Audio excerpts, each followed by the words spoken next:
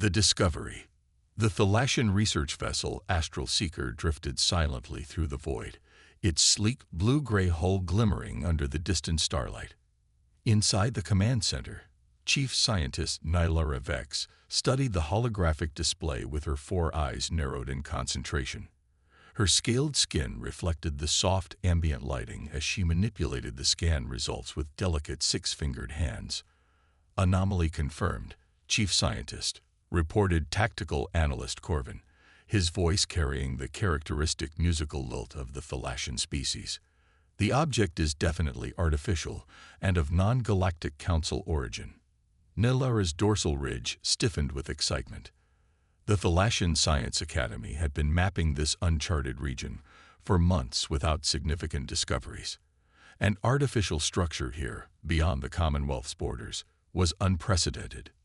Distance, she inquired, her inner eyelids blinking rapidly. Approximately 20,000 units, maintaining stable position. It appears to be powered down but intact, Corvin replied, his fingers dancing across the console. Preliminary analysis suggests it's a vessel of some kind. Design is unlike anything in our databases. The bridge fell silent as the holographic display zoomed in on the mysterious object. It was indeed a ship, but unlike the elegant organic designs favored by Galactic Council races. This vessel was angular, aggressive, with a dark hull that seemed to absorb rather than reflect light. Protruding structures that could only be weapon emplacements lined its flanks, and massive engine ports dominated its rear section. By the ancient seas, whispered Navigator Celine, her crests flaring with apprehension. That's a warship. Nylara leaned forward, fascination overriding caution. The Commonwealth hasn't encountered a true warship in generations, not since the Harmonic Accords banned militarized vessels. Chief, Corvin's voice lowered. There's something else. The material composition. The alloys. They bear striking similarities to theoretical human designs. A ripple of unease passed through the command center. Humans were little more than legends in Commonwealth space, a species known only through ancient records and scholarly debates. According to historical data, they had inhabited a small sector of the galaxy millennia ago, but disappeared following some cataclysmic event before making contact with any current council races. Humans are extinct, Nylara stated firmly, though uncertainty clouded her thoughts. They destroyed themselves in their great collapse. This must be something else. Science Officer Trevel approached, his age evident in his faded scales and deliberate movements.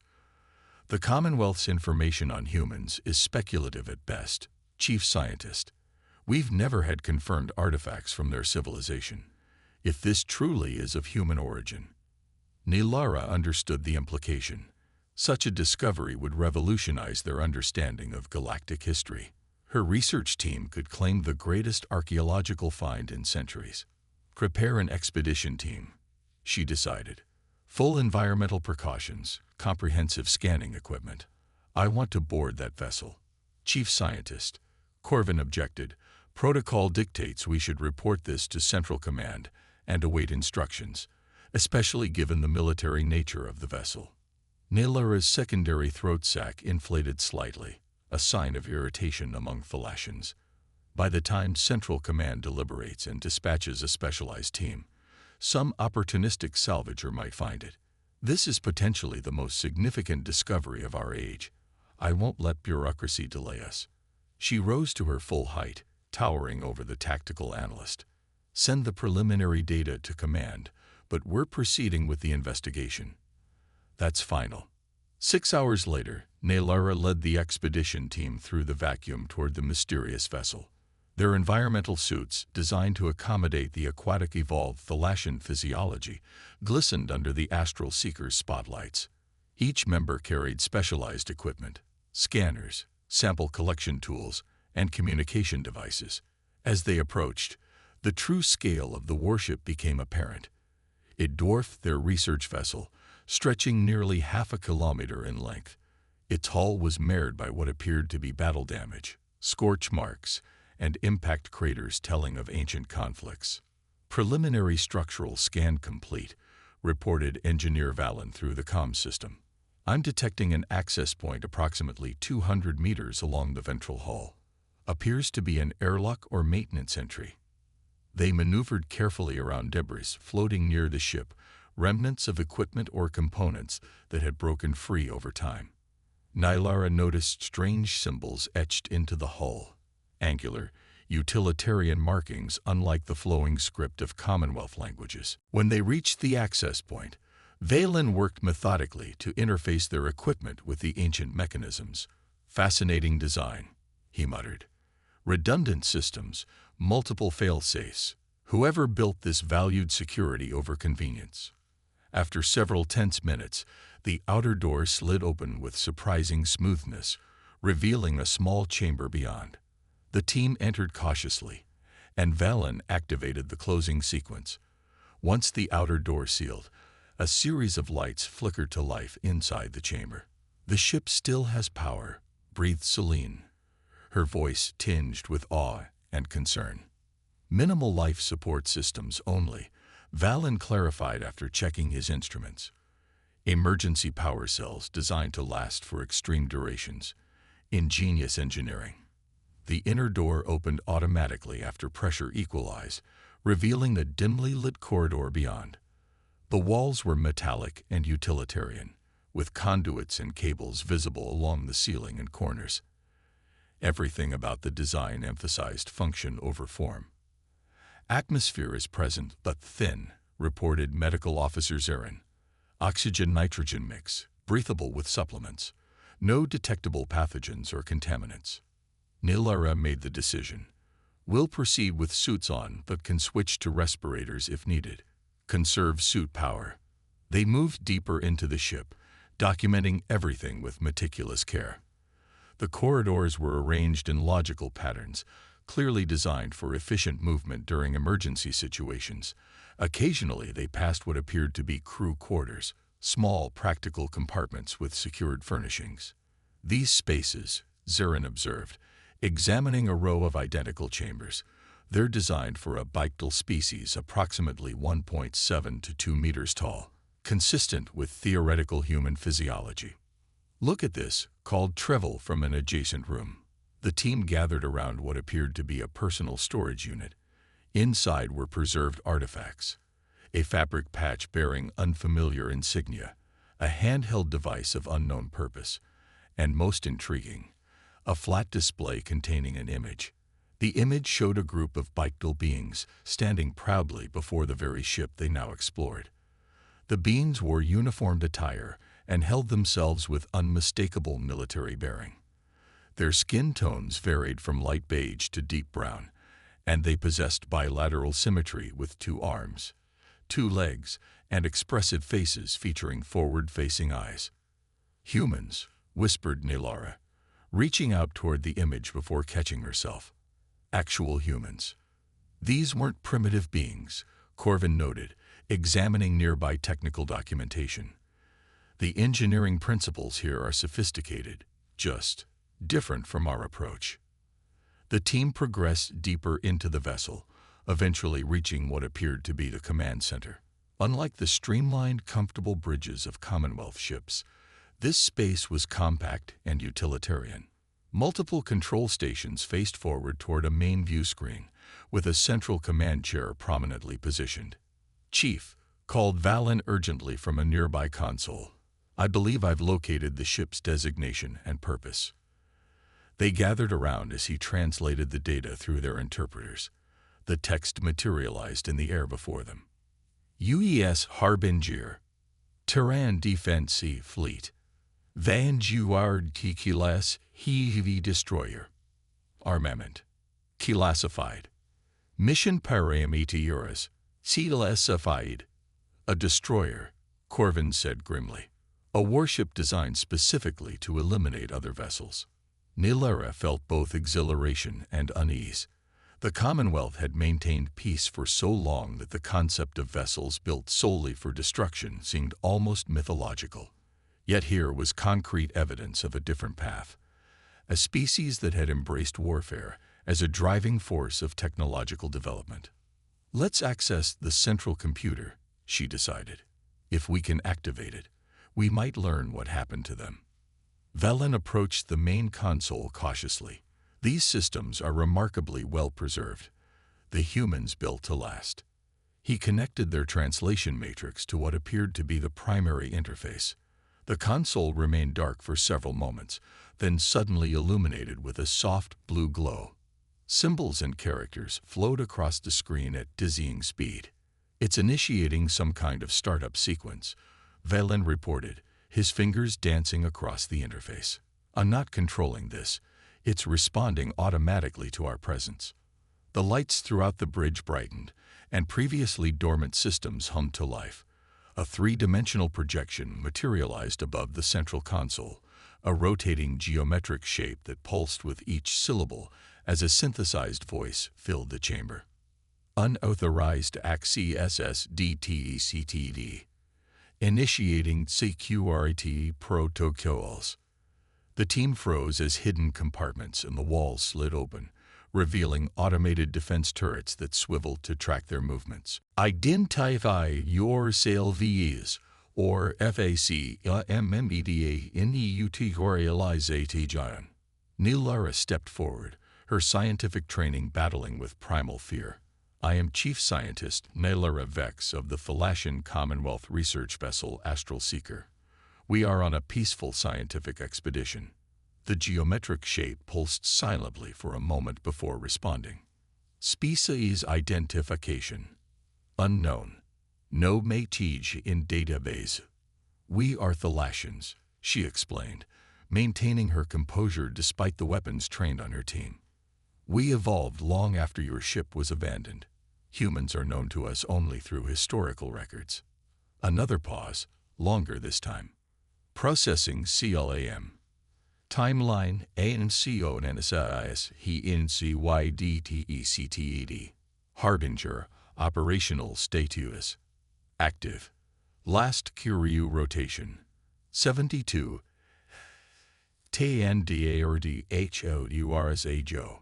Confused glances passed between the team members. This ship couldn't possibly have been active recently. All evidence suggested it had drifted for centuries. That's incorrect, Neelara stated carefully. This vessel has been abandoned for an extremely long time. There are no humans aboard, and according to our historical data, humanity has been extinct for millennia. The geometric shape flashed red. Full C Estaki Mimianti DTTD. Terran Defense Fleet status. Active. Human extinction, CLAM. KATGDORICALOIFALC. Before anyone could respond, shutters slammed down over the bridge entrances, and the defense turrets powered up with an ominous whine. Security we lo siki doin I tell. He. Potential hostile infiltration scenario. Distress signal activated. Neelara felt her blood run cold. Wait, we mean no harm. We're scientists, researchers. TLAM under evaluation. All PERSONEL while remain for interrogation. Reinforcements incoming. Estimate arrival. 96 STNDRDHOURS. The team stared at each other in horror as the reality of their situation sank in. They weren't just trapped aboard an ancient warship. They had accidentally activated a fully operational military vessel belonging to a species that was supposedly extinct. And now, whatever remained of humanity was coming for them. The reckoning. Panic rippled through the Thalassian expedition team as the ship's AI continued its systematic lockdown. Emergency lights bathed the command center in an eerie red glow, while defense turrets maintained unwavering aim at the intruders. We need to contact the Astral Seeker, Neelara ordered, fighting to keep her voice steady. Corvin, can you establish communication through our suits? The tactical analyst worked frantically at his portable device. Negative, Chief. The ship is generating some kind of interference field. All outgoing signals are blocked. 96 hours, murmured Science Officer Trevel, his aged voice trembling slightly. 4 days until supposed human reinforcements arrive. Engineer Valen approached the main console cautiously. Chief Scientist, I believe this AI is operating under false assumptions. Its internal chronometer must have malfunctioned, causing it to believe the ship is still in active service. Nilara nodded. We need to convince it of the truth. She addressed the pulsing geometric shape hovering above the console. Ship's intelligence, we request access to your historical records and mission parameters to resolve this misunderstanding. The AI's response was immediate and cold. Request DENID. Security clearance insufficient. Then allow us to prove our claims, she persisted. Your sensors must indicate this vessel has been dormant for centuries. Check your hull integrity, radiation dating, stellar drift calculations. The geometric shape pulsed silently for several moments. Analysis INITI. Stand by. The tension in the room was palpable as the AI processed the request.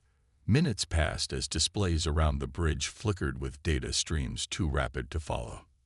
Anomaly DDTHDTE. The AI finally announced. Huel MICRO MEEKORIT MPACT PATERNS. Inconsistent with recorded line. Stellar positioning. Variancy exceeds acceptable parameters. A new holographic display materialized, showing the ship's position relative to known stellar bodies. The configuration was dramatically different from what would have been charted during the vessel's operational period. Potential temporal displacement 2,743 standard years, the AI calculated. Probability 82.6%. Nilara felt a surge of hope. Yes, your ship has been adrift for millennia, not days.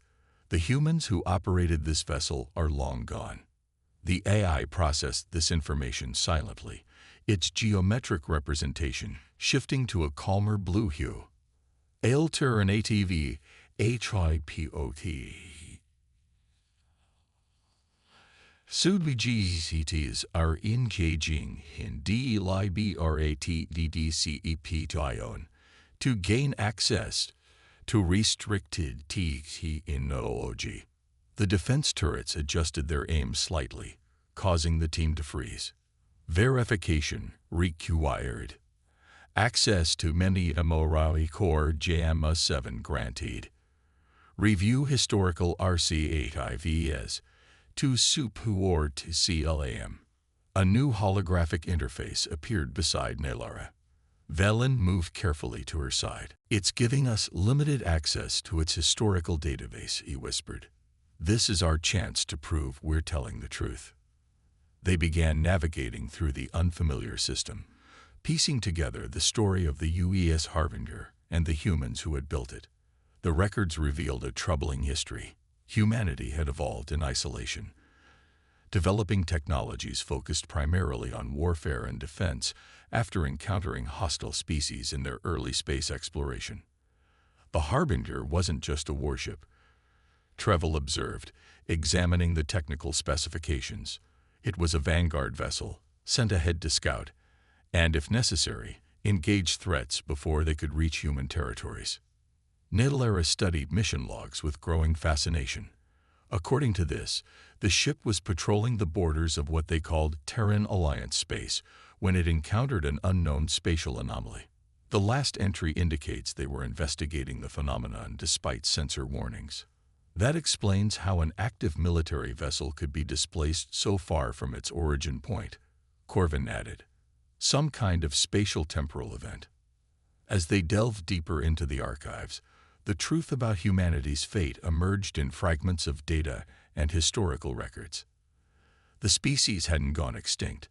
They had evolved, expanded, and eventually established a formidable presence in a distant sector of the galaxy.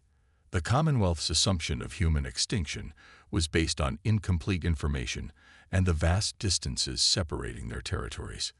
Analysis complete, the AI announced suddenly. Temporal displacement theory. To NFFIRNED. QURENT status UPD8ED. The defense turrets powered down and retracted into their compartments. The red emergency lighting shifted to standard illumination, and the bridge lockdown protocols deactivated with a series of mechanical clicks. ORECALIBRATING mission parameters. Distress signal. Modi IFIED to UPDAT rather than emergency protocol. Nilera exhaled in relief. Thank you for recognizing the truth. Will you allow us to continue our research aboard your vessel? We have much to learn about human technology and history. Limited access, guarantee to non-keyless Sci-Fi sections. Weapons systems, propulsion technology, and tactical databases are restricted. It was a reasonable compromise, and more than Nilara had hoped for. The team spread out to continue their investigation with renewed purpose, documenting everything they could access while respecting the AI's boundaries. Hours passed as they explored the marvel of human engineering that was the Harbinger. They discovered recreational facilities designed to maintain crew morale during long deployments, medical bays with treatment technologies the Commonwealth had never conceived, and most impressively, observation decks that suggested humans valued contemplation of the cosmos despite their militaristic focus. In the ship's vast data archives, they found cultural repositories, music, literature, art that painted a complex picture of humanity. These weren't simple warmongers, but a multifaceted species capable of both tremendous violence and profound beauty. Chief Scientist called Zarin from a nearby console. I've discovered something troubling in the medical records. It seems humans were designing biological enhancements for their soldiers, genetic modifications to increase strength, reflexes, and resilience. Nilara reviewed the data with concern. Self-directed evolution. The Commonwealth explicitly banned such research after the Morphic plagues. Their technological development followed a completely different path than ours, Trevel observed. While the Commonwealth pursued harmony with natural systems, humans sought to overcome natural limitations through force of will. The philosophical implications were immense. Two intelligent species with fundamentally different approaches to existence, one embracing balance, the other mastery. Chief, Corvin's urgent call interrupted her thoughts. The ship's communication systems have activated. I believe it's receiving a response to its update signal. They rushed back to the command center, where the main view screen had come to life. The image was initially distorted, cascading pixels gradually resolving into a coherent picture. When it finally stabilized, Nilara found herself staring at a human face.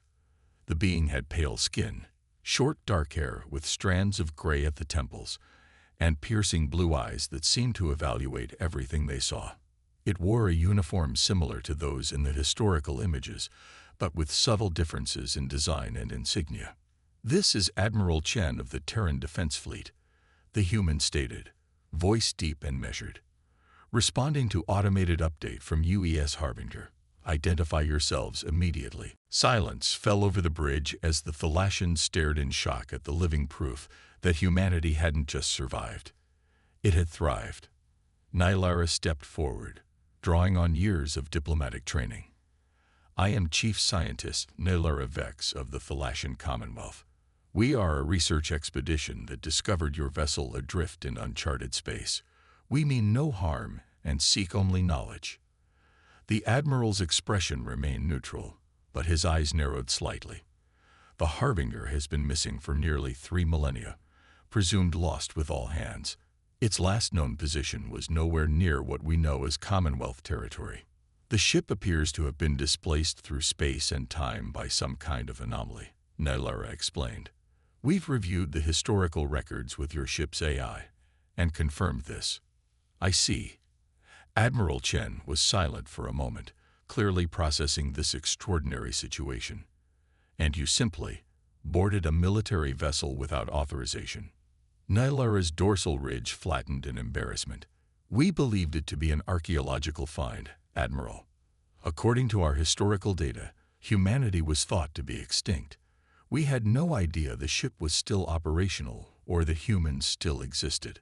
A flicker of something, perhaps amusement, crossed the Admiral's face. Extinct. That's certainly news to me and the 17 billion humans currently living in Terran Alliance space. The number stunned the expedition team. 17 billion was larger than the entire population of the Thalassan homeworld. Our civilizations have developed in complete isolation from each other, Nylara said. This could be a historic opportunity for peaceful contact and cultural exchange. Admiral Chen's expression turned serious again. The Harbinger contains classified military technology, Chief Scientist. While I appreciate your scientific curiosity, your presence aboard constitutes a security breach by our protocols. Fear crept back into Nylara's thoughts. Would the humans consider this an act of aggression?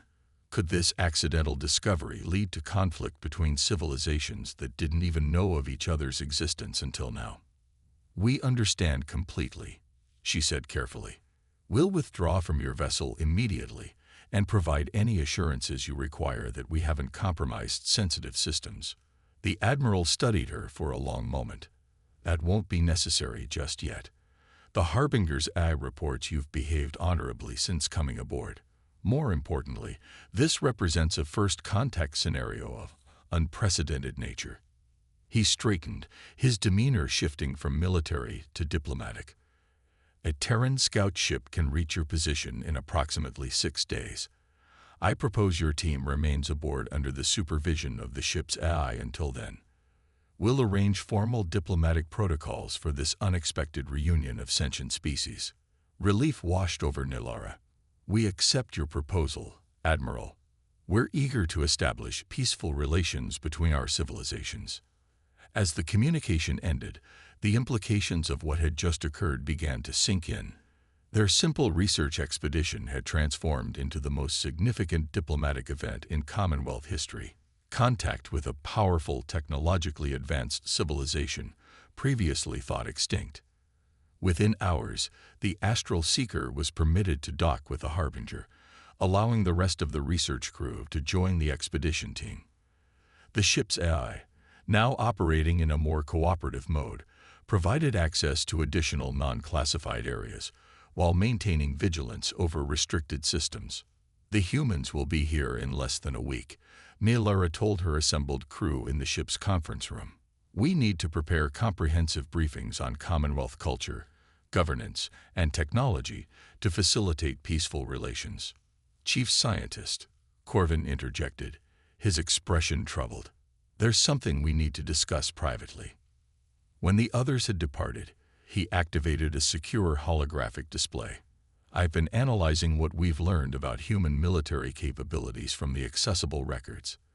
Their technological development has followed a dramatically different trajectory than ours. The display showed comparative metrics between Commonwealth and human capabilities. The disparity was shocking. Their weapons systems, defensive technologies, propulsion methods, they're all designed for warfare on a scale the Commonwealth has never contemplated, Corvin explained. Even this single vessel, thousands of years old, possesses firepower equivalent to an entire Commonwealth defense fleet. Nylara stared at the data, the implications chilling. And this is their ancient technology. If they've continued developing along this path. Exactly, Corvin confirmed grimly. We're about to establish relations with a species that could potentially overwhelm the entire Commonwealth militarily if they chose to. Nylara pondered this sobering reality. The Commonwealth had flourished through cooperation, scientific advancement, and peaceful expansion. They had eliminated warfare as a means of resolving disputes generations ago. But now they faced a species whose very identity seemed intertwined with martial prowess. We need to approach this carefully, she decided, not with fear, but with respect and understanding. Humans develop differently because their experiences forced them to. Their history shaped their evolution, just as ours shaped us. She studied the images of Earth they'd discovered in the archives, a blue-green world that had given birth to such a complex species. They're not just warriors, Corvin. Their cultural archives reveal art, philosophy, compassion. They contain multitudes, just as we do. And if they prove hostile, he asked quietly, then we'll face that possibility when, and if, it arises, she replied. But I refuse to enter first contact assuming the worst. That path leads to exactly the outcome we fear. 5 days later, as the Thalassians continued their research and preparations, the ship's AI announced an unexpected development. Incoming transmission from Terran vessel, Arrigal, HCCL. The main view screen activated to show a sleek, dark vessel approaching rapidly, far more advanced than the Harbinger, yet bearing similar design philosophies. It decelerated with impossible precision, coming alongside the ancient warship with minimal thruster adjustments. Thalassian research team came a new voice over the communication system. This is Captain Ilara Rise of the Teus Pathfinder. We've been dispatched to facilitate first contact protocols. When the airlock cycled open, Nilara and her senior staff stood waiting, a mixture of anticipation and anxiety coursing through them. The inner door slid aside to reveal 3 humans, 2 female, 1 male, wearing formal uniforms adorned with symbolic insignia. They were exactly as the historical records depicted, yet somehow more vibrant, more real than any holographic representation could capture. Captain Reyes stepped forward, approximately the same height as Nilara, but with a completely different physiological structure. She extended her hand, a human greeting gesture they had studied in preparation. On behalf of the Terran Alliance, I welcome this unexpected opportunity for friendship between our peoples, the captain said with a measured smile. Nilara brought her 6-fingered hand forward, completing the gesture as practiced. And on behalf of the Thalassian Commonwealth, I express our sincere hope that this accidental meeting leads to lasting peace and cooperation. As their hands touched, the first physical contact between their species in galactic history, Nilara couldn't help but reflect on the extraordinary chain of events that had led to this moment.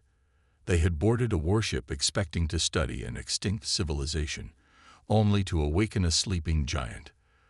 The humans weren't gone. They had been there all along, evolving, expanding, preparing, separated from the Commonwealth by vast gulfs of space and divergent paths of development. Now those paths had converged once more, and everything would change. What began as scientific curiosity had become the dawn of a new era for both civilizations. Whether that era would be defined by cooperation or conflict remained to be seen. But one thing was certain. The galaxy had suddenly become a much smaller place, and the Thalassians would never look at the stars the same way again. As diplomatic discussions began in earnest, Nilara found herself studying Captain Rice closely. Behind the professional demeanor, she sensed the same curiosity, the same thirst for knowledge that drove her own scientific pursuits. Perhaps, despite their profound differences, humans and Thalassians weren't so different after all. Perhaps there was hope.